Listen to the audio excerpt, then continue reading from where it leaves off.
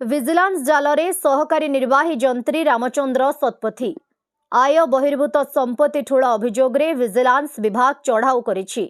सहकारी निर्वाही जंत्री मोट 9टी जगार चली विजिलेंस रेड। ढेंकानाल समेत अनुगुल, कटक और भवानीपाटना भली 9टी स्थान में चढ़ाऊ जारी रही।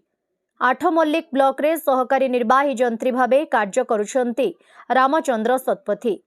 से आय बहिर्भूत संपत्ति ठूल करिथिबा संदेह हेबा परे आज तांको कार्यालय सह राज्यर विभिन्न स्थान रे तांको बासभवन उपरे एककालीन चढ़ाऊ आरंभ करिथिला विजिलेंस टीम। एही क्रम रे ढेंकानाल सहर गायत्री नगर स्थित बासभवन, आठमल्लिक ब्लॉक कार्यालय, सरकारी बासभवन, ढेंकानाल सदर ब्लॉक बणसिंह स्थित पैतृक घर और कटक रे रेड चली। एथिसह भवानीपाटनार धर्मगढ़ और जूनागढ़ रे थिबा दुई झीओं घरे भी रेड चलाई विजिलेंस टीम। अधिक तदंत पाई रामचंद्र शतपथी को ढेंकानालरू आठमल्लिक नेइछि विजिलेंस टीम।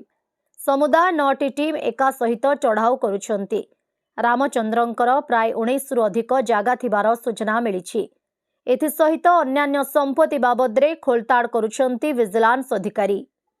नुआपड़ा जिल्लारू जगन्नाथ सागर रिपोर्ट, ओडिशा हाइलाइट समाचार।